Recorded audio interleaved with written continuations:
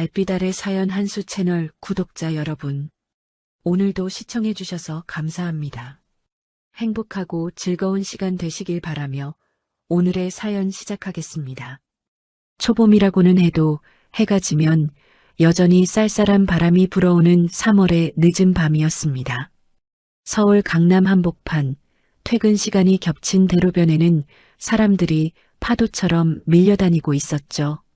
누군가는 이어폰을 꽂고 고개를 숙인 채 걷고, 누군가는 편의점 봉지를 흔들며 발걸음을 재촉하고, 신호가 바뀌기를 기다리는 사람들이 횡단보도 앞에 빽빽이 서 있었습니다. 커피숍 유리창 안에서는 노트북을 두드리는 사람들이 보였고, 지하철 입구 쪽에서는 전단지를 나눠주는 아르바이트생이 무심하게 손을 뻗고 있었죠. 퇴근길 특유의 소음이 거리 전체를 메우고 있었습니다. 구두 굽소리, 자동차 경적, 어딘가에서 새어나오는 음식 냄새. 그 흔하디흔한 일상의 풍경 속에서 아무도 눈치채지 못한 채 골목 입구 쪽으로 무언가 이상한 장면이 조용히 벌어지고 있었어요. 한 남자가 심각하게 비틀거리고 있었습니다. 60이 넘어 보이는 중년 남성이었죠. 짧게 다듬은 흰 머리, 단정하게 여민 겨울 코트 차림에 손목에는 낡았지만 품이 있는 시계 하나가 채워져 있었습니다. 어딘가 단단하고 묵직한 인상을 가진 사람이었어요. 등이 곱고 걸음걸이가 반듯한, 한눈에 봐도 평생 자세를 흐트러뜨리지 않고 살아온 사람 같은 인상이었죠. 그러나 지금 이 순간만큼은 그 단단함이 무너져 있었습니다. 검은 승합차 옆에 험상궂은 남자 셋이 그를 둘러싸고 있었고, 그중 한 명이 팔을 비틀어 잡아 끌고 있었습니다. 남자의 얼굴은 굳어 있었습니다. 비명을 지르거나 격렬하게 저항하지 않았어요. 오히려 지나치게 침착해 보였는데, 역설적으로 그 침착함이 오히려 상황이 얼마나 심각한지를 더 또렷하게 말해주고 있었죠. 그 남자가 강도윤이었습니다. 이 늙은이 그냥 태워. 한 명이 낮게 욕설을 뱉었습니다. 거리의 소음에 묻혀버릴 만큼 작은 목소리였지만 그 짧은 말에는 서늘한 살기가 배어 있었죠. 주변을 지나던 몇몇 사람들이 분명히 뭔가 이상하다는 걸 느꼈습니다. 발걸음이 잠깐 느려지고 고개가 그쪽으로 슬쩍 돌아갔습니다. 한 중년 여성은 잠깐 멈춰서서 골목 입구를 바라봤고, 젊은 남자 하나는 이어폰을 빼며 눈살을 찌푸렸습니다. 그러나 아무도 발을 내딛지는 않았습니다. 저건 내가 끼어들 일이 아니야 라는 생각이 각자의 발걸음을 다시 재촉했고, 누군가 먼저 나서겠지라는 막연한 기대 속에서 사람들은 하나둘 시선을 거두고 흘러가 버렸습니다. 세상은 그렇게 아무 일도 없었다는 듯 계속 돌아가고 있었죠. 그때 맞은편 횡단보도에 서 있던 한 여성이 그 장면을 포착했습니다. 짧게 자른 머리, 검은 코트, 어깨에 걸쳐진 작은 가방. 겉으로 보기에는 퇴근하는 평범한 직장인과 전혀 다를 게 없었습니다. 피곤한 듯 눈가에 그늘이 있었고, 한 손엔 편의점 커피 하나가 들려 있었죠. 신호를 기다리며 멍하니 서 있는 것처럼 보였습니다. 누가 봐도 그냥 퇴근길 여성이었습니다. 그러나 그 커피를 들고 있는 손이 아주 잠깐 멈췄습니다. 손가락이 종이컵을 쥔 채 더 이상 움직이지 않았습니다. 그리고 그 눈빛이 달라졌습니다. 서유림이었습니다. 대한민국 육군 특수전사령부 예하 제707 특임대 소속 중사. 나이 28. 입대한 지 6년이 지났고 실전 파견만 3차례를 다녀온 요원이었습니다. 해외 파견 당시 야간 인질 구출 작전에 투입된 경험도 있었고, 귀국 후에는 후임 대원들의 근접전투 훈련을 맡기도 했습니다. 동기들 사이에서도 상황 판단력 하나만큼은 교관급이라는 말을 들어온 사람이었죠. 그 판단력이 지금 이 골목을 향해 조용히 작동하기 시작했습니다. 서유림의 시선이 빠르게 움직였습니다. 승합차의 위치와 문이 열리는 방향, 시동이 걸려 있는지 여부, 세 남자의 발 간격과 무게중심이 어느 쪽으로 실려 있는지, 팔을 잡고 있는 자의 그립 강도와 각도, 중년 남성이 끌려가는 속도와 저항의 방향, 골목 안쪽 탈출 경로와 차단 가능한 지점, 주변 인파의 밀도와 자신이 개입했을 때 2차 피해가 생길 가능성, 이 모든 것을 서유림은 단 몇 초 만에 파악했습니다. 수백 번 반복해온 상황 판단 훈련이 의식보다 빠르게 몸 안에서 먼저 작동하는 것 같았습니다. 머릿속이 차갑고 조용하게 가라앉으면서 동시에 선명하게 돌아가기 시작했습니다. 감정이 끼어들 틈이 없었습니다. 그저 상황만 있었고 선택만 있었죠. 그리고 서유림은 조용히 중얼거렸습니다. 납치다. 편의점 커피를 가방 옆 주머니에 꽂았습니다. 그리고 천천히 아무렇지 않은 듯 발걸음을 골목 쪽으로 돌렸습니다. 지나가는 행인처럼, 그냥 방향을 꺾은 것처럼, 흐름을 타듯 자연스럽게. 그러나 서유림의 눈은 이미 세 남자의 움직임 하나하나를 놓치지 않고 있었습니다. 발소리를 죽이고 어깨에 힘을 뺐습니다. 긴장을 감추는 게 아니라 실제로 긴장이 없었습니다. 이건 훈련과 다르지 않았습니다. 오히려 훈련보다 단순했습니다. 목표는 하나였으니까요. 저 남자를 살리는 것. 그때 납치범 중 한 명이 강도윤의 옆구리 쪽으로 칼을 꺼내 들었습니다.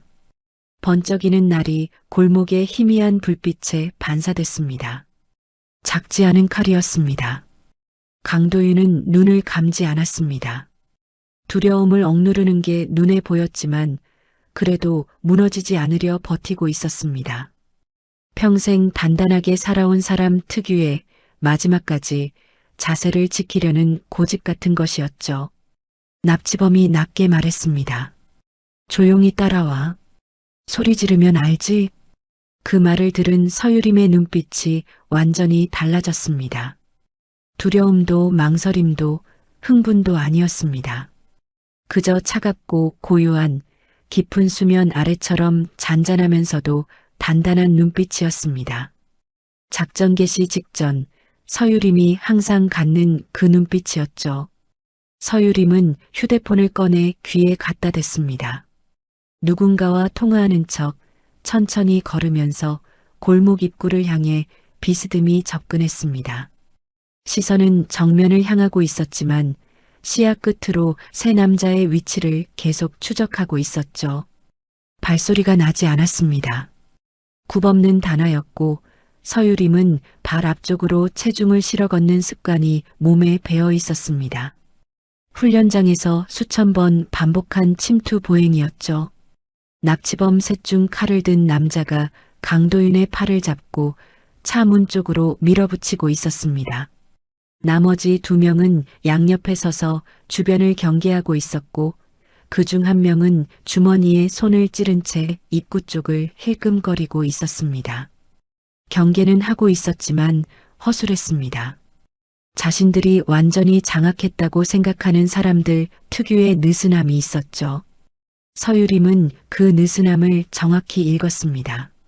납치범 바로 뒤를 지나치는 각도로 동선을 잡았습니다. 자연스럽게 지나가다 방향을 트는 것처럼 상대가 위협을 인식하기 전에 이미 거리 안으로 들어오는 방식이었습니다. 거리가 좁혀졌습니다. 두 걸음 한 걸음. 그 순간 몸이 움직였습니다. 휴대폰을 주머니에 넣는 동작과 동시에 손이 뻗었습니다. 칼을 든 남자의 손목을 바깥쪽으로 비틀었습니다. 관절이 꺾이는 방향으로 순간적인 힘을 실었고 칼이 바닥으로 떨어졌습니다. 금속이 아스팔트에 부딪히는 소리가 짧게 울렸습니다. 그리고 곧바로 무릎이 올라갔습니다. 남자의 복부를 정확히 가격했습니다. 컥! 남자가 그대로 앞으로 꺾이며 무릎을 꿇었습니다. 숨을 쥐어짜는 소리가 새어나왔고 몸이 바닥에 쓰러졌습니다. 이 모든 게 3초 안에 이루어진 일이었습니다. 나머지 두 남자가 놀라 소리쳤습니다. 아, 뭐야 저 여자. 한 명이 외투 안쪽에서 쇠파이프를 꺼내 달려들었습니다. 덩치가 컸습니다. 어깨가 넓고 팔이 긴 남자였죠. 그러나 서유림은 물러서지 않았습니다. 오히려 반걸음 앞으로 나아갔습니다. 상대가 파이프를 위로 올려내려치려는 순간 서유림은 몸을 옆으로 비틀어 그 궤도에서 벗어났습니다. 파이프가 허공을 갈랐습니다. 동시에 팔꿈치가 남자의 턱을 아래에서 위로 가격했습니다. 뼈가 맞부딪히는 둔탁한 소리가 났습니다. 남자의 눈이 잠깐 풀렸습니다. 무릎이 꺾였고 그대로 옆으로 쓰러졌습니다. 쇠파이프가 바닥에 굴렀습니다. 주변에서 누군가 짧게 비명을 질렀습니다. 골목 입구 쪽에서 상황을 지켜보던 행인 몇 명이 뒤로 물러났죠. 아무도 도망가지는 않았습니다. 무서워서 발이 굳어버린 것처럼 다들 그 자리에 얼어붙어 있었습니다. 마지막 한 명이 남았습니다. 가장 키가 작고 마른 남자였습니다. 그러나 눈빛이 달랐습니다. 다른 두 명이 당황한 사이 이 남자는 이미 뒤로 한 발 물러서며 칼을 꺼내 들고 있었습니다. 아까 바닥에 떨어진 칼과는 다른 칼이었습니다. 더 짧고 두꺼운 날이었죠. 손에 쥐는 방식도 달랐습니다. 칼을 역수로 쥐고 있었는데 그 자세는 단순히 겁을 주려는 사람의 자세가 아니었습니다. 서유림의 눈이 그 손을 향했습니다. 골목 안에 긴장감이 흘렀습니다. 주변 소음이 멀어지는 것 같았습니다. 서유림과 남자 사이에 약 2m 간격이 있었습니다. 좁은 거리였지만 칼을 든 상대와의 2m는 결코 짧지 않은 거리였죠. 서유림은 천천히 숨을 고르며 무게중심을 낮췄습니다. 양발 사이의 간격을 살짝 벌렸습니다. 움직임을 최소화하고 반응 속도를 높이는 자세였습니다. 그리고 낮은 목소리로 말했습니다. 칼 내려놔. 남자는 대답 대신 욕설을 뱉었습니다. 그리고 달려들었습니다. 칼이 서유림의 옆구리를 향해 짧고 빠르게 들어왔습니다. 훈련받은 동작이었습니다. 아마추어의 찌르기가 아니었죠. 그러나 서유림은 이미 예상하고 있었습니다. 몸을 안쪽으로 파고들며 칼을 든 팔의 안쪽으로 들어갔습니다. 남자의 팔꿈치 안쪽을 손날로 강하게 쳐올렸고 동시에 발을 남자의 발 뒤꿈치에 걸었습니다. 체중이 뒤로 쏠리는 순간 서유림은 어깨로 밀었습니다. 남자가 뒤로 넘어지며 등을 바닥에 세게 부딪혔습니다. 칼이 손에서 떨어져 아스팔트 위를 미끄러졌습니다. 서유림은 칼을 발로 멀리 쳐냈습니다. 3명 모두 쓰러졌습니다. 걸린 시간은 채 20초가 되지 않았습니다.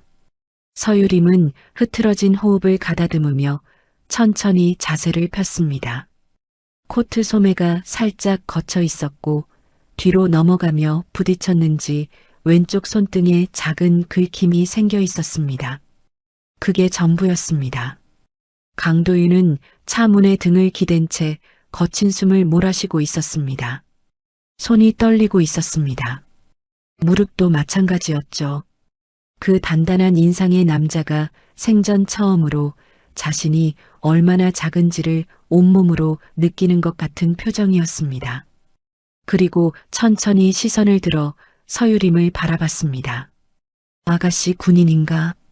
서유림은 짧게 고개를 저었습니다. 아니에요.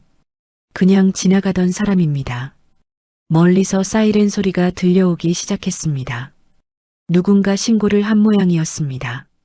서유림은 주변을 한번 훑어본 뒤 조용히 발걸음을 뗐습니다. 인파 속으로 스며들듯 골목을 빠져나갔습니다. 경찰이 도착하기 전에 그 자리를 떠난 것이었죠. 강도윤은 멀어지는 서유림의 뒷모습을 오래 바라봤습니다. 코트 자락이 바람에 살짝 흔들리다가 인파 속으로 사라지는 것을 지켜보면서 강도인은 한참 동안 말을 잇지 못했습니다. 대단한 아가씨군. 그 말은 혼잣말이었습니다. 그러나 그 안에는 살면서 쉽게 내뱉지 않는 진심이 담겨 있었죠. 평생 특전사 작전장교로 살아온 사람이 처음으로 자신보다 더 냉정하고 빠른 사람을 목격한 순간이었습니다. 강도인은 그 뒷모습이 완전히 보이지 않을 때까지 그 자리에 서 있었어요. 그렇게 3일이라는 시간이 지났습니다. 그 3일 동안 서유림은 평소와 다름없이 부대로 출근했고 훈련을 소화했고 저녁에는 강민재와 짧은 통화를 나눴습니다. 겉으로 보기엔 아무것도 달라진 게 없는 일상이었죠. 그러나 잠들기 전 침대에 누워 천장을 바라볼 때면 이상하게 마음 한쪽이 두근거렸습니다.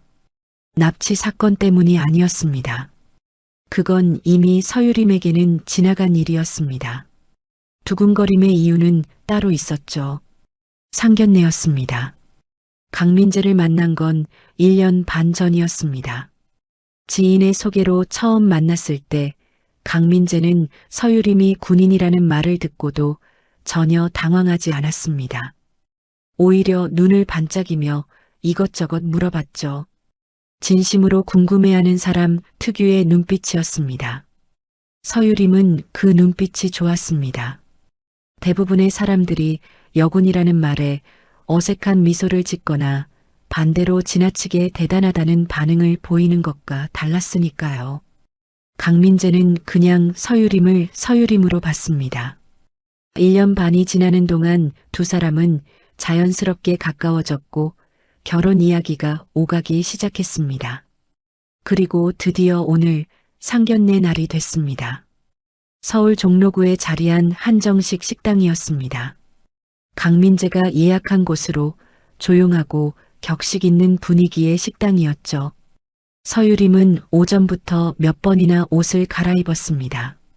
평소에는 전투복이든 사복이든 별 고민 없이 입는 사람이었는데 오늘만큼은 옷장 앞에서 한참을 서 있었습니다.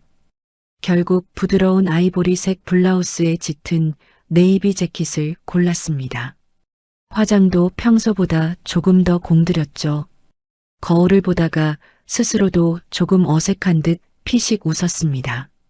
강민재는 식당 앞에서 먼저 기다리고 있었습니다.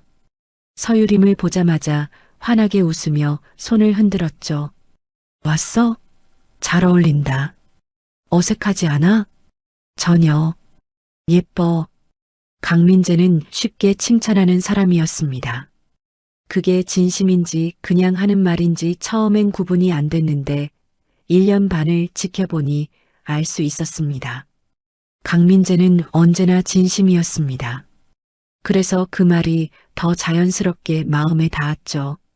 두 사람은 함께 식당 안으로 들어갔습니다. 자리는 안쪽 별실이었습니다.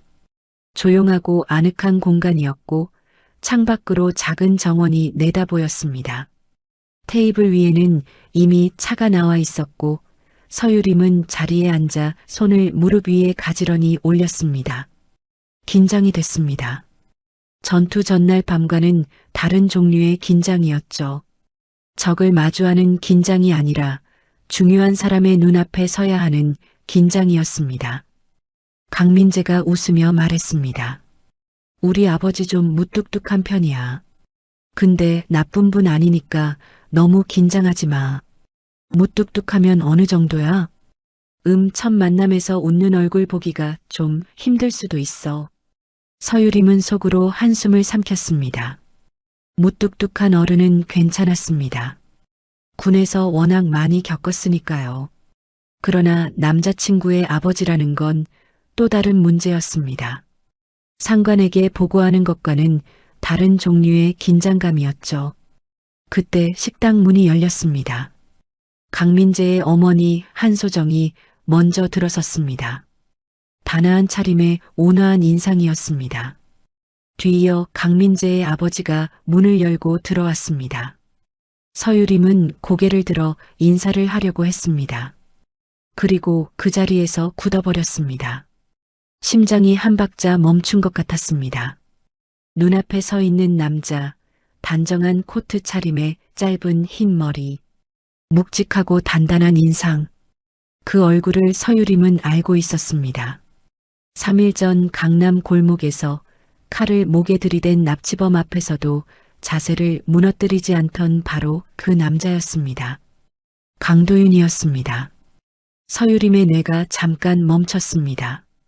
눈앞의 장면을 처리하는데 평소보다 훨씬 오랜 시간이 걸렸죠. 이 상황이 실제인지 아니면 자신이 뭔가를 착각하고 있는 건지 스스로도 확신이 서지 않았습니다. 그러나 착각이 아니었습니다. 저 흰머리도, 저 코트도, 저 눈빛도 전부 3일 전 골목 안에서 본 그 사람이었습니다. 서유림의 입에서 말이 흘러나왔습니다. 준비된 말이 아니었습니다. 생각보다 먼저 튀어나온 말이었죠. 어르신? 목소리가 생각보다 크게 나왔습니다. 별실 안이 조용한 탓에 그 말이 또렷하게 울렸죠. 강민재가 고개를 갸웃거렸고 한소정은 눈을 살짝 크게 떴습니다. 강도윤은 문 앞에 서서 서유림을 바라봤습니다. 처음엔 그냥 며느리가 될 사람을 바라보는 눈빛이었습니다. 그러다 눈이 조금씩 좁아졌습니다. 뭔가를 더듬는 것 같은 표정이었죠. 그리고 다음 순간 강도윤의 눈이 크게 떠졌습니다. 3일 전 그 골목, 인파 속에서 아무렇지 않게 걸어오던 검은 코트의 여성, 칼을 든 납치범 셋을 20초도 안 되는 시간에 제압하고 경찰이 오기 전에 조용히 사라졌던 그 사람. 강도윤과 서유림은 서로를 바라봤습니다. 식당 별실 안의 공기가 완전히 멈춰버린 것 같았어요. 가장 먼저 정신을 차린 건 강도윤이었습니다. 천천히 자리로 걸어와 앉았습니다. 한소정도 자리에 앉았고 강민재는 눈치를 살피며 서유림 옆에 조용히 앉았습니다. 서유림은 아직도 심장이 제자리를 찾지 못한 채 두근거리고 있었습니다. 무릎 위에 올린 손이 살짝 굳어 있었죠. 아무렇지 않은 척 시선을 테이블 위로 내리깔고 찻잔을 두 손으로 감쌌습니다. 뭔가를 쥐고 있으면 조금 나을 것 같았습니다. 강도윤은 자리에 앉아 잠시 서유림을 바라봤습니다. 조용한 눈빛이었습니다. 감정을 쉽게 드러내지 않는 사람 특유의, 그러나 안에서 무언가가 빠르게 돌아가고 있다는 걸 느낄 수 있는 눈빛이었죠. 강민재가 어색한 침묵을 깨려는 듯 입을 열었습니다. 아버지, 인사드려요. 서유림 씨예요. 강도윤은 강민재를 한번 봤다가 다시 서유림에게 시선을 돌렸습니다. 그리고 천천히 입을 열었습니다. 그날 날 살려준 사람이 자네였군. 별실 안이 조용해졌습니다. 강민재가 고개를 갸웃거렸습니다. 아버지, 무슨 말이에요? 강도윤은 아들을 보며 짧게 말했습니다. 3일 전 저녁 강남 골목에서 있었던 일이었습니다. 납치범 셋에게 끌려가던 중 한 여성이 나타나 순식간에 상황을 제압했다고, 그리고 경찰이 오기 전에 사라졌다고. 강도윤은 그 이야기를 집에 와서도 가족에게 하지 않았습니다. 괜한 걱정을 끼치기 싫었고 또 한편으로는 그 여성이 누구인지 알 방법이 없었으니까요. 강민재는 입이 벌어졌습니다. 그게 진짜예요? 아버지가 납치될 뻔했다고요? 됐어. 그 얘기는 나중에. 강도윤은 아들의 말을 짧게 자르고 다시 서유림을 바라봤습니다. 강민재는 다시 서유림 쪽으로 고개를 돌렸습니다. 놀란 눈이었습니다. 믿기지 않는다는 표정이었죠. 유림아, 그거 너였어? 서유림은 잠시 망설였습니다. 부정할 수도 있었습니다. 그냥 착각이라고 말할 수도 있었죠. 그러나 강도윤의 눈빛이 이미 확신을 담고 있었습니다. 3일 전 골목에서 자신을 바라보던 그 눈빛, 멀어지는 서유림의 뒷모습을 오래도록 바라봤던 그 눈빛이었습니다. 서유림은 고개를 들었습니다. 네. 그 한마디에 별실 안의 공기가 다시 한번 바뀌었습니다. 한소정은 놀란 듯 입을 살짝 가렸습니다. 강민재는 서유림과 아버지를 번갈아 바라보며 뭔가를 계산하는 표정이었습니다. 강도윤은 잠시 침묵했습니다. 그리고 천천히 말했습니다. 그 실력 보통 사람이 아니던데. 그 말은 칭찬이기도 했고 질문이기도 했습니다. 평범한 여성이 납치범 셋을 그렇게 제압할 수는 없었습니다. 강도윤은 평생 특수작전 환경에서 일해온 사람이었습니다. 사람을 보는 눈이 있었죠. 3일 전 그 골목에서 서유림이 움직이는 방식을 봤을 때 단순한 호신술이 아니라는 걸 직감했습니다. 군사훈련을 받은 사람의 움직임이었습니다. 감정을 배제하고 효율만 남긴 움직임. 서유림은 찻잔을 내려놓았습니다. 그리고 조용히 말했습니다. 사실 저는 군인입니다. 강민재가 눈을 깜빡였습니다. 사실 군인이라는 건 알고 있었습니다. 서유림이 군인이라는 건 사귀기 시작할 때부터 알았죠.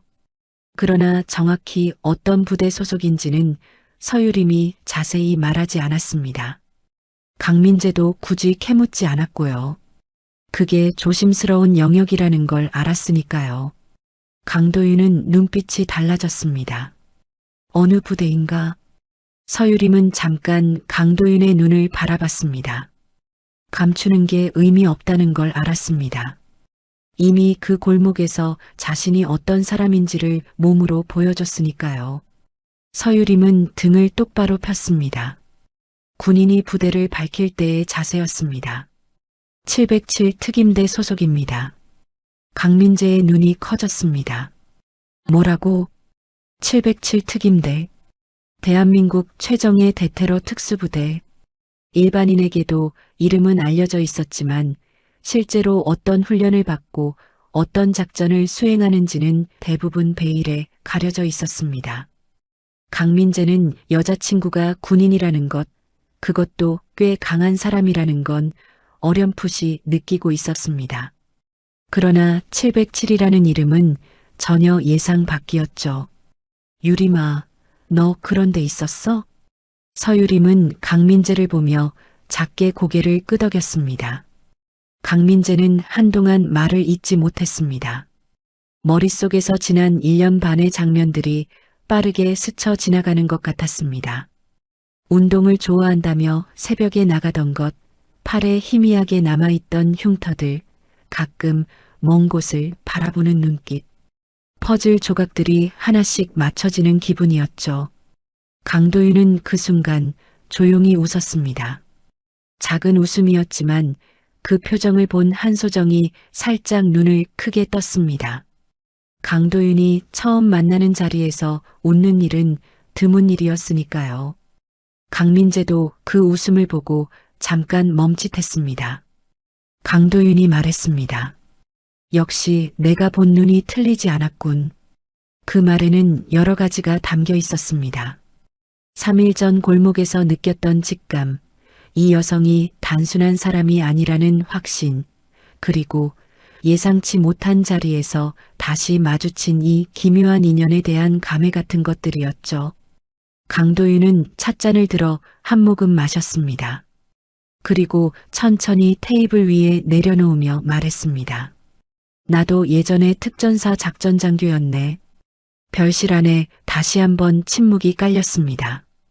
그러나 이번 침묵은 처음에 그것과 달랐습니다. 어색하거나 무거운 침묵이 아니었습니다. 뭔가가 조용히 맞아 들어가는 퍼즐의 마지막 조각이 제자리를 찾는 것 같은 침묵이었죠. 서유림은 강도윤을 바라봤습니다. 그제야 3일 전 골목에서 느꼈던 것들이 이해가 됐습니다. 납치범에게 끌려가면서도 무너지지 않던 그 자세, 칼 앞에서도 흔들리지 않던 눈빛, 그건 단순한 배짱이 아니었습니다. 오랜 세월 동안 그 상황보다 더한 것들을 견뎌온 사람의 단단함이었습니다. 강도윤도 서유림을 바라봤습니다. 두 사람은 서로를 보며 아무 말도 하지 않았어요. 그러나 그 침묵 안에서 말보다 많은 것들이 오가고 있었습니다. 강도윤이 특전사 작전장교였다는 말이 별실 안에 조용히 가라앉았습니다. 강민재는 아버지와 서유림을 번갈아 보며 무언가 말을 하려다 멈췄어요. 이 상황이 어떤 방향으로 흘러가야 하는지, 자신이 어떤 반응을 보여야 하는지 가늠이 되지 않는 모양이었습니다. 한소정은 조용히 찻잔을 두 손으로 감싸 쥔 채 남편과 서유림을 번갈아 바라보고 있었죠. 이 자리에서 가장 많은 맥락을 이해하고 있는 사람이 오히려 가장 조용했습니다. 서유림은 자세를 고쳐 앉았습니다. 특전사 작전장교. 그 말이 의미하는 바를 서유림은 누구보다 잘 알았습니다. 특수전 사령부에서 작전장교를 지냈다는 건 단순히 군 경력이 화려하다는 뜻이 아니었습니다. 작전을 기획하고 대원들을 이끌고 실패가 허용되지 않는 환경에서 판단을 내려온 사람이라는 뜻이었죠. 강도윤이 3일 전 골목에서 보여줬던 그 침착함이 이제야 완전히 이해됐습니다.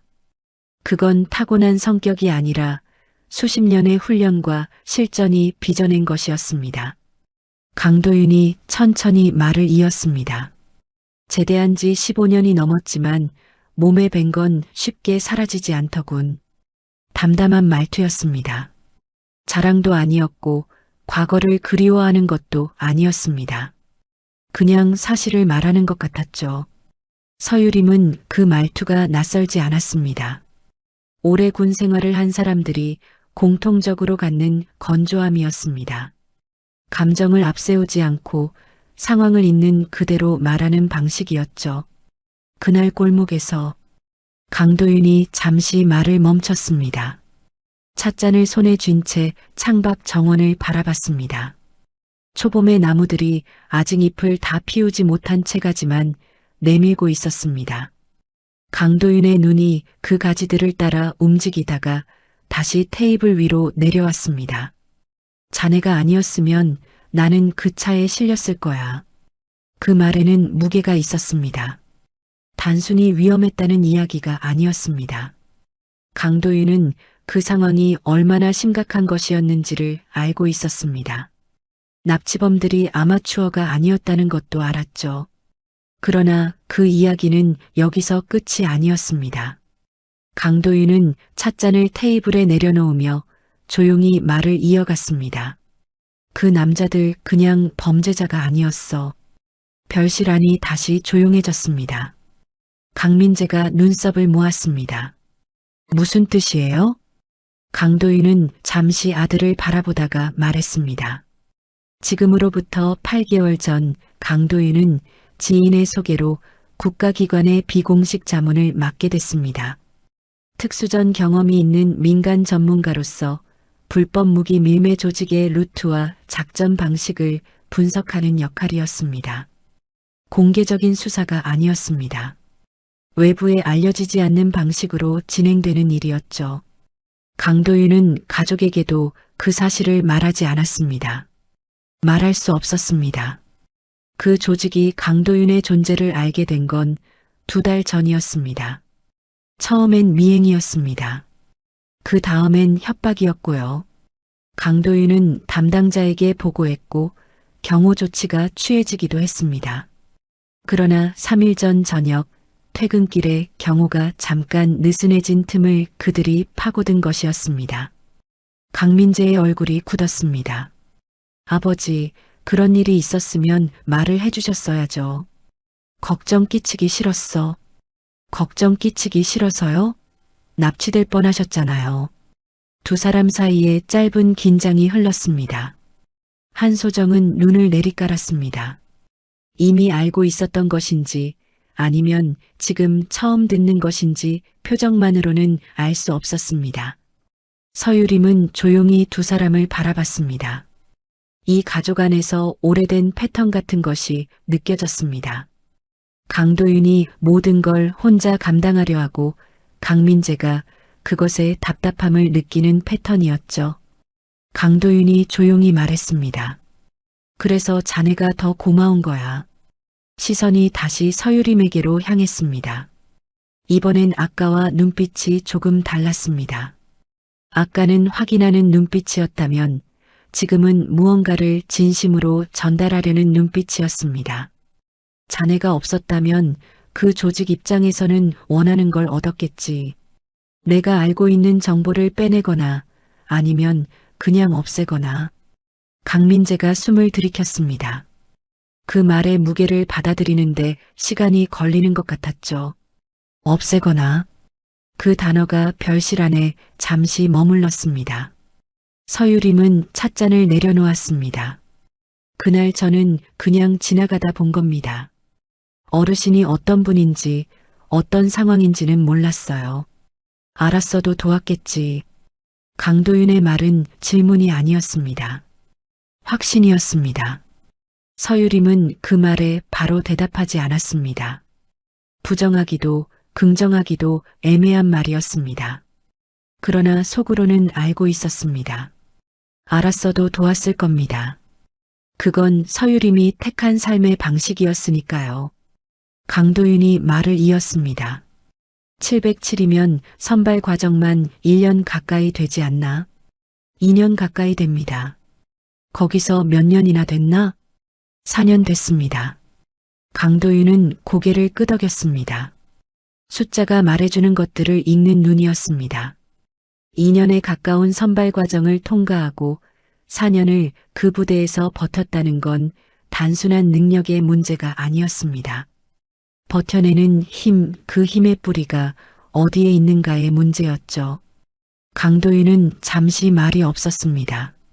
별실 창밖으로 바람이 지나가며 정원의 나뭇가지들이 살짝 흔들렸습니다. 이른 봄의 바람이었습니다. 아직 차가웠지만 그 안에 분명히 다른 계절의 냄새가 섞여 있었습니다. 강도윤은 그 나뭇가지들을 바라보다가 조용히 말했습니다. 자네가 아니었으면 난 그날 죽었을지도 몰라. 그 말은 앞서 했던 말과 비슷했지만 이번엔 달랐습니다. 앞서의 말이 상황을 설명하는 것이었다면 이번 말은 그것을 온전히 인정하는 것이었습니다. 평생 스스로를 지켜온 사람이 처음으로 자신이 누군가에게 목숨을 바쳤다는 사실을 소리내어 말하는 순간이었죠. 강민재는 서유림의 손 위에 살며시 자신의 손을 얹었습니다. 아무 말도 하지 않았습니다. 그러나 그 손이 말하고 있었습니다. 서유림은 그 온기를 느끼며 조용히 숨을 내쉬었습니다. 긴장이 조금씩 풀리는 것 같았습니다. 별실 안의 공기도 처음보다 훨씬 부드러워져 있었죠. 강도윤이 자신의 목숨을 바쳤다고 말하는 순간 별실 안의 분위기는 완전히 달라져 있었습니다. 처음 문을 열고 들어왔을 때의 그 팽팽한 긴장감, 서로를 알아본 순간의 충격, 그리고 납치 사건의 진실이 밝혀지던 무게감, 그 모든 것들이 이제 조금씩 가라앉으면서 별실 안에는 다른 종류의 공기가 자리를 잡기 시작했습니다. 뭔가 단단한 것들이 서로를 향해 천천히 열리는 것 같은 느낌이었죠. 강민재는 여전히 서유림의 손 위에 자신의 손을 얹고 있었습니다. 서유림은 그 손을 의식하면서도 시선은 강도윤을 향하고 있었습니다. 강도윤은 찻잔을 다시 들었다가 내려놓으며 잠시 생각에 잠긴 것 같았습니다. 무언가를 말할지 말지 저울질하는 사람의 표정이었죠. 오랫동안 말을 아껴온 사람이 뭔가를 꺼내려 할 때 짓는 표정이었습니다. 그리고 천천히 입을 열었습니다. 그 조직 얘기를 좀 더 해야 할 것 같군. 강민재가 몸을 앞으로 당겼습니다. 아직 끝난 게 아니에요? 수사가 진행 중이야. 3일 전 그 납치 시도가 실패로 돌아갔으니 그쪽에서도 움직임이 달라졌겠지. 강도윤은 말을 이어갔습니다. 그 조직은 동남아시아 일대에서 활동하는 불법 무기 밀매 조직이었습니다. 규모가 작지 않았죠. 단순히 총기류를 거래하는 수준이 아니라 군용 장비와 폭발물까지 취급하는 조직이었습니다. 국내에는 그 조직의 물류 루트 일부가 연결돼 있었고 강도윤은 과거 특전사 시절의 경험을 바탕으로 그 루트의 구조를 분석하는 역할을 맡고 있었습니다. 문제는 어딘가에서 정보가 새고 있었다는 점이었습니다. 강도윤이 자문을 맡고 있다는 사실이 외부에 알려진 건 내부에서 흘러나간 것일 가능성이 높았습니다. 담당 기관도 그 부분을 조사 중이었죠. 강도윤은 그 사실을 알면서도 자문을 그만두지 않았습니다. 그만두는 것 자체가 조직에게 신호를 주는 일이 될 수 있었으니까요.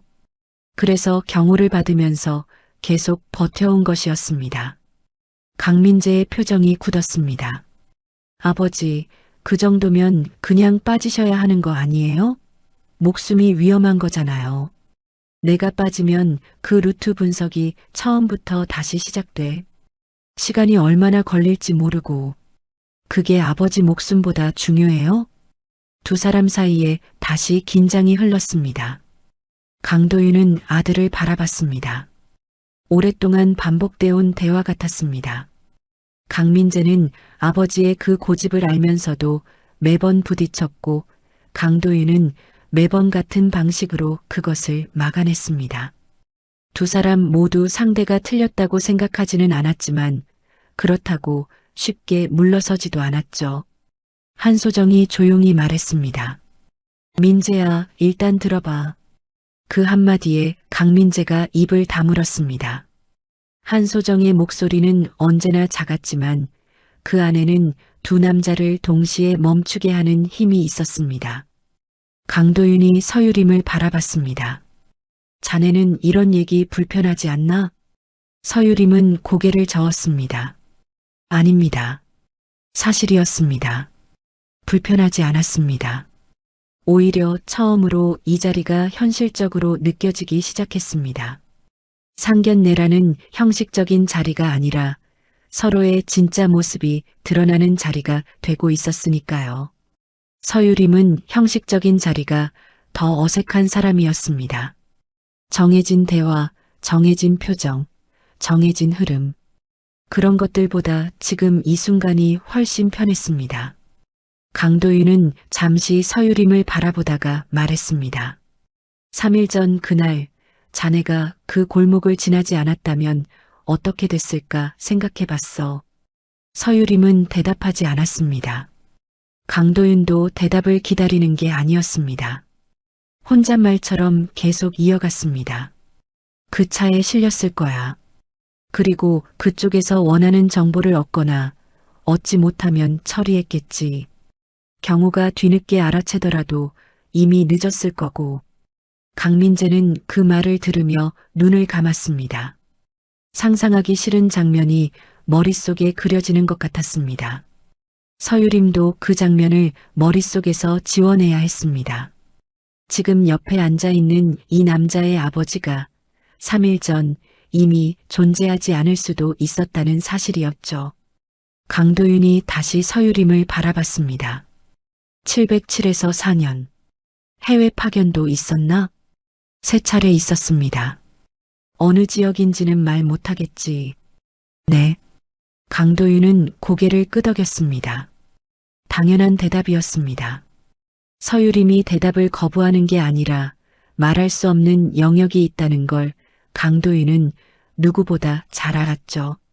자신도 그렇게 살아온 세월이 있었으니까요.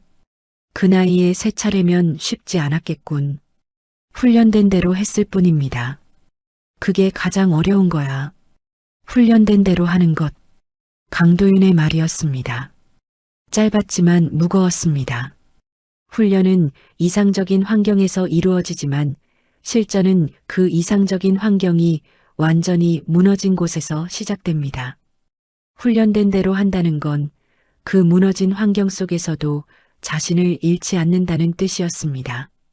서유림은 그 말의 의미를 정확히 알았고 강도윤도 서유림이 알아듣는다는 걸 알았습니다. 두 사람 사이에 짧은 침묵이 흘렀습니다. 그러나 이번 침묵은 어색하지 않았습니다. 말이 필요 없는 부분에서 말을 아끼는 것이었습니다. 같은 언어를 쓰는 사람들이 서로를 알아볼 때 생기는 종류의 침묵이었죠. 강민재는 그 침묵을 바라보다가 조용히 웃었습니다. 아버지가 처음 만나는 자리에서 이렇게까지 대화를 나누는 걸 본 적이 없었습니다. 무뚝뚝하고 말이 없고 처음 보는 사람에게는 특히 더 굳어있는 사람이었는데 지금 이 순간만큼은 달랐습니다. 강민재는 서유림의 옆모습을 바라보며 속으로 생각했습니다. 역시 대단한 사람이구나. 한소정도 그 대화를 들으며 조용히 찻잔을 내려놨습니다. 입가에 아주 작은 미소가 번졌습니다. 남편이 저렇게 말을 여는 걸 보는 건 오랜만이었습니다. 아니, 어쩌면 처음일 수도 있었죠. 한소정은 서유림을 바라봤습니다. 젊고 단단하고 그러면서도 예의 바른 사람이었습니다. 그리고 조용히 생각했습니다. 이런 사람이라면 이야기가 달라지겠구나. 음식이 나오기 시작했습니다. 한정식 특유의 작은 그릇들이 하나씩 테이블을 채워나갔습니다. 나물 몇 가지, 전, 구이, 국. 조용히 움직이는 직원의 손길이 지나갈 때마다 별실 안의 대화가 잠시 멈췄다가 다시 이어졌습니다. 처음 문이 열렸을 때의 그 얼어붙은 공기는 이제 완전히 사라져 있었습니다. 음식 냄새가 공간을 부드럽게 채우면서 자리 전체가 조금씩 온기를 되찾고 있었죠. 강민재는 서유림의 빈잔에 물을 채워줬습니다. 별것 아닌 동작이었지만 그 작은 손길이 서유림에게는 생각보다 크게 닿았습니다. 긴장이 완전히 풀린 건 아니었지만 이제는 숨을 고를 수 있을 것 같았습니다.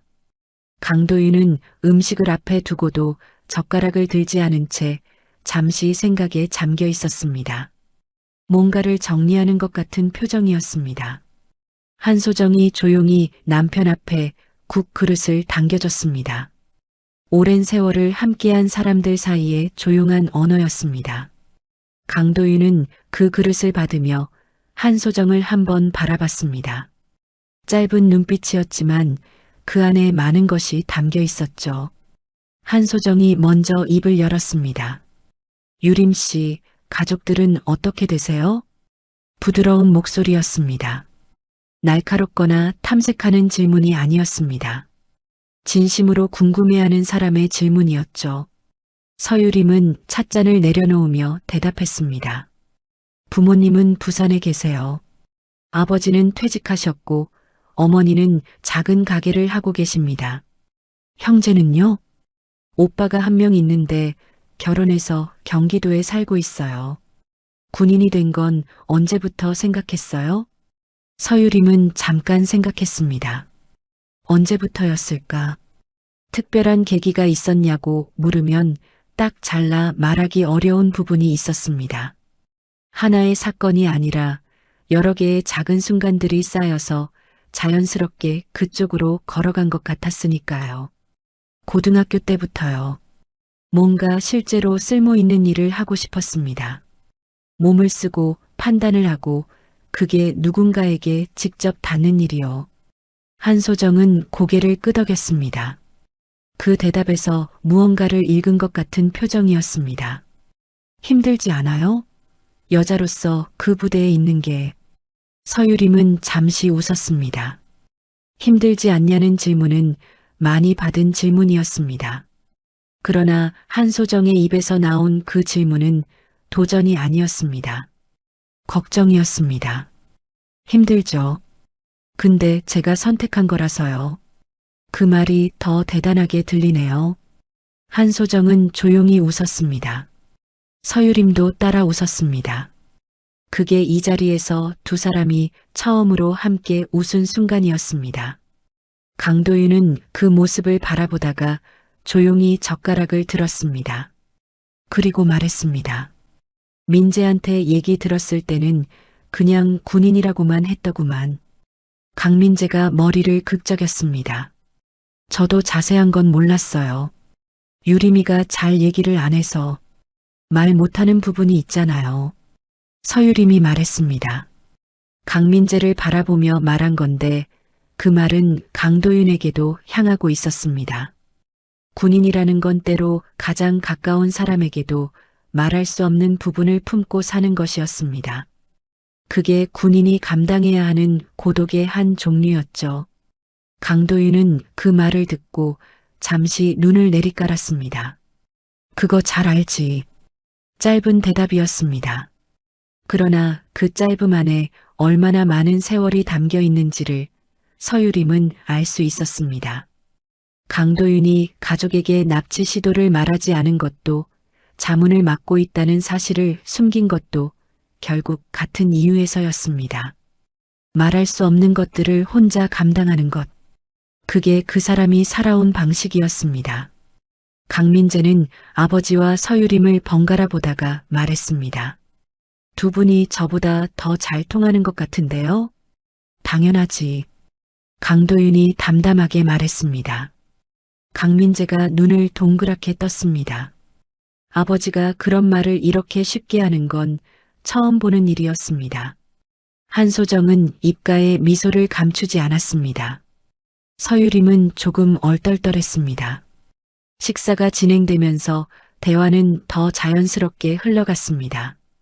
강도윤은 특전사 시절 이야기를 짤막하게 꺼냈고 서유림은 조심스럽게 훈련 이야기를 조금 보탰습니다. 말할 수 있는 범위 안에서였지만 그 안에서도 충분히 통하는 부분들이 있었습니다. 강민재는 두 사람의 대화를 들으면서 처음엔 따라가려고 애쓰다가 결국 포기하고 그냥 번갈아 바라보기만 했습니다. 저 완전히 왕따 됐네요. 강민재의 말에 서유림이 피식 웃었습니다. 강도윤도 짧게 웃음소리를 냈습니다. 한소정이 아들 앞에 반찬을 밀어주며 말했습니다. 그러게, 내가 군대를 좀 갔어야지. 어머니, 저 갔다 왔잖아요. 20개월짜리 그게 군대야? 별실 안에 웃음이 번졌습니다. 처음으로 이 자리가 상견례라는 사실을 잊게 만드는 순간이었습니다. 형식이 아니라 사람들이 남는 순간이었죠. 웃음이 가라앉은 뒤 한소정이 조용히 서유림을 바라봤습니다. 그 눈빛이 달랐습니다. 아까까지와는 다른 눈빛이었습니다.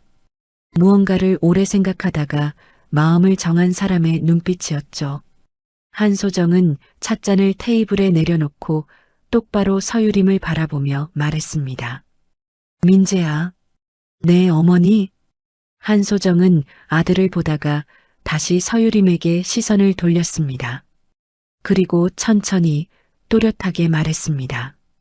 이런 며느리라면 반대할 이유가 없겠구나. 별실 안이 조용해졌습니다. 강민재가 눈을 크게 떴습니다. 서유림은 그 말이 귓속으로 들어오는데 잠깐 시간이 걸렸습니다.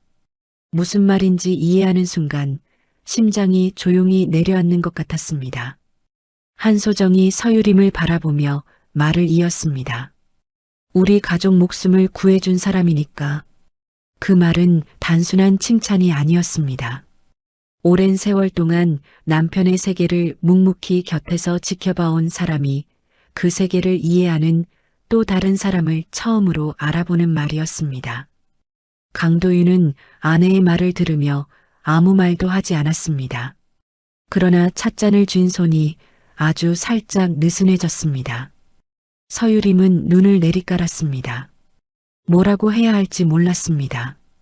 감사합니다. 라는 말이 너무 작게 느껴졌고 다른 말은 떠오르지 않았습니다. 그냥 그 말을 온몸으로 받아내고 있었습니다. 가슴 어딘가에서 뜨거운 것이 조용히 차오르는 것 같았습니다. 눈이 뜨거워지지 않으려고 서유림은 찻잔을 두 손으로 감쌌습니다. 차가운 온기가 손바닥에 닿았습니다. 강민재가 서유림의 어깨에 살며시 손을 얹었습니다. 별실 창밖으로 봄바람이 지나갔어요. 그렇게 식사가 끝났습니다. 직원이 조용히 들어와 빈 그릇들을 하나씩 걷어갔었죠. 테이블 위가 정리되면서 별실 안이 한결 넓어 보였습니다.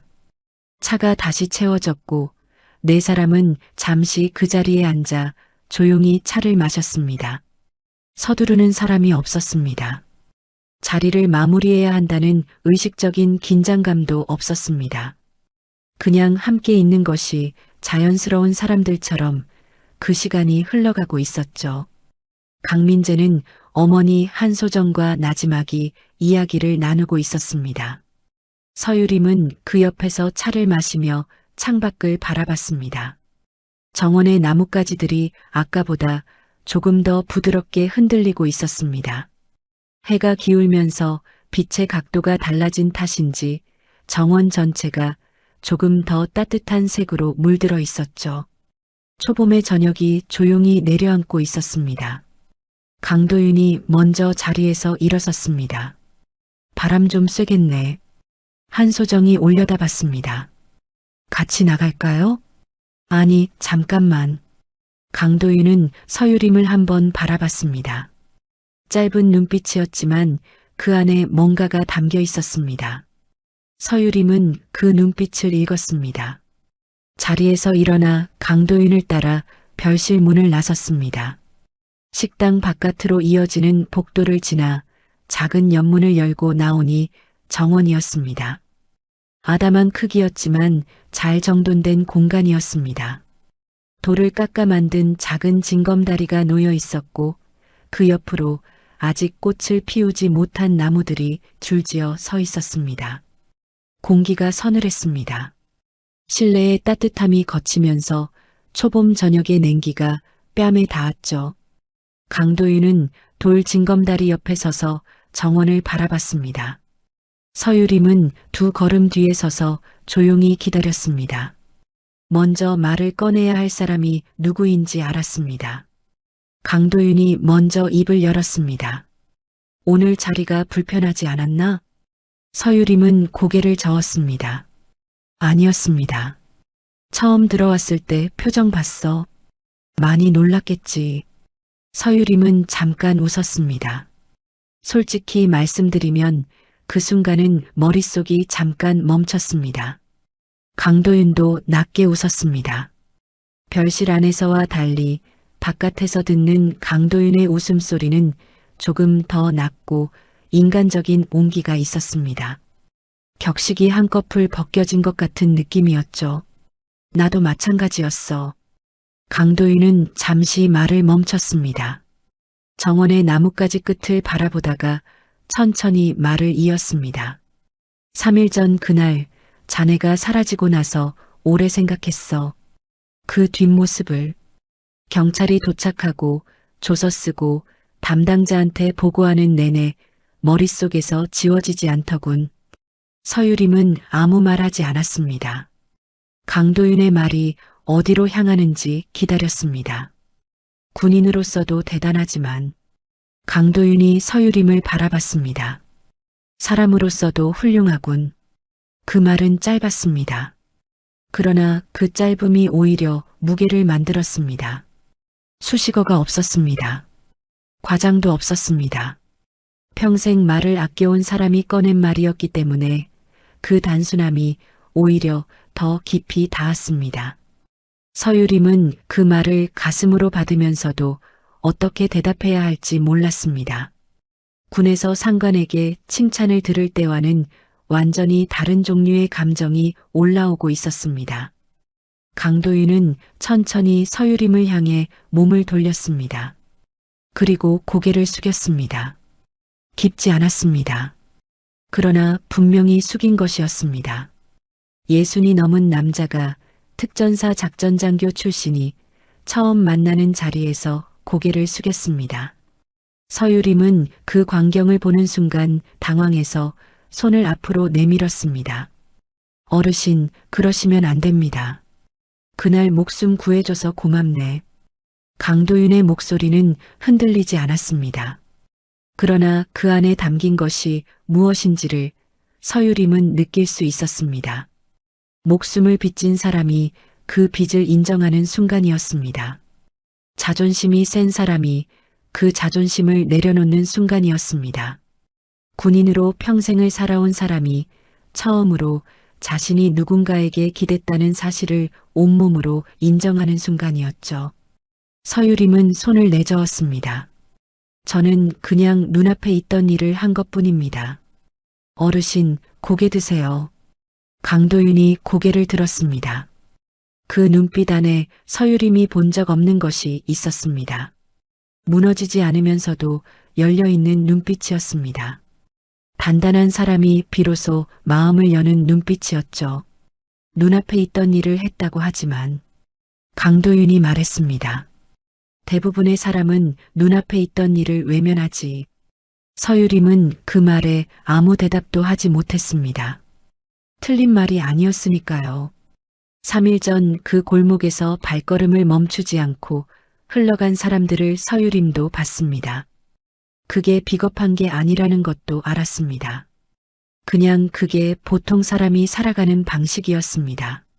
서유림이 달랐던 건 타고난 용기 때문이 아니라 그렇게 살기로 선택했기 때문이었습니다. 강도윤이 천천히 말을 이었습니다. 그래서 더 대단한 거야. 정원에 바람이 지나갔습니다. 나뭇가지들이 조용히 흔들렸습니다. 서유림은 그 바람을 뺨으로 느끼며 눈을 살짝 내리깔았습니다. 눈이 뜨거워지는 걸 느꼈습니다. 별실 안에서 한소정의 말을 들었을 때와 비슷한 감각이었습니다. 뜨겁고 묵직한 것이 가슴 안에서 천천히 차오르는 느낌이었죠. 서유림은 그것을 억누르지 않았습니다. 그냥 조용히 받아냈습니다. 강도윤이 정원을 바라보며 말했습니다. 우리 집 며느리로 오게. 서유림은 그 말을 듣는 순간 눈을 크게 떴습니다. 그리고 잠깐 멍해졌습니다. 분명히 들은 말이었습니다. 그러나 귀에서 가슴으로 내려오는데 한 박자가 더 필요했습니다. 강도윤은 서유림의 반응을 보며 짧게 웃었습니다. 까다롭고 무뚝뚝한 사람이 짓기 어려운 표정이었습니다. 따뜻했습니다. 그때 연문이 열렸습니다. 강민재가 고개를 빼꼼 내밀었습니다. 두 분 뭐 하세요? 어머니가 후식 나왔다고요. 강도윤은 아들을 한번 보고는 다시 서유림을 바라봤습니다. 들어가지. 서유림은 고개를 끄덕이며 걸음을 옮기려 했습니다. 그때 강민재가 서유림의 표정을 읽었습니다. 눈이 살짝 붉어져 있었습니다. 강민재는 눈을 동그랗게 떴습니다. 유림아, 너 울었어? 안 울었어. 눈이 빨간데? 바람 때문이야. 강민재는 아버지와 서유림을 번갈아 바라봤습니다. 그리고 조용히 웃으며 말했습니다. 유림아, 우리 아버지가 처음 만나는 자리에서 저렇게 웃는 거, 나 살면서 처음 봐. 서유림은 그 말을 듣고 다시 눈이 뜨거워지는 것을 느꼈습니다. 이번엔 억누르지 못하고 고개를 살짝 숙였습니다. 강민재가 서유림의 어깨를 가볍게 감쌌습니다. 강도윤은 그 모습을 보며 먼저 연문 안으로 들어섰습니다. 세 사람이 식당 안으로 돌아왔습니다. 한소정이 후식을 앞에 두고 기다리고 있었습니다. 서유림이 들어오는 것을 보며 조용히 옆자리를 손으로 가리켰습니다. 자기 옆에 앉으라는 뜻이었습니다. 서유림은 그 자리에 앉았습니다. 한소정이 서유림 앞에 후식 그릇을 당겨줬습니다. 아무 말도 없었습니다. 그러나 그 작은 동작 안에 말보다 많은 것이 담겨 있었습니다. 상견례가 끝났습니다. 아니, 정확히는 이렇게 말해야 할 것 같았습니다. 상견례가 시작됐습니다. 그날 그 자리는 단순히 두 집안이 처음으로 만나는 자리가 아니었습니다. 한 사람의 목숨을 구해준 인연이 가족이 되기로 결정하는 자리였습니다. 납치범 앞에서 발걸음을 멈춘 한 여성의 선택이 3일 뒤 이 자리로 이어졌고 그 자리가 다시 평생으로 이어지는 순간이었습니다. 서유림은 후식 그릇을 앞에 두고 잠시 눈을 감았습니다. 저 골목에서 발걸음을 멈춘 건 대단한 용기가 아니었습니다. 그냥 눈앞에 있는 일을 외면하지 않은 것 뿐이었습니다. 그러나 그 작은 선택이 이 자리를 만들었습니다. 이 사람들을 만들었습니다. 서유림은 조용히 눈을 떴습니다. 창밖으로 초봄의 밤이 내려앉고 있었습니다. 아직 차가웠지만 분명히 봄이었습니다.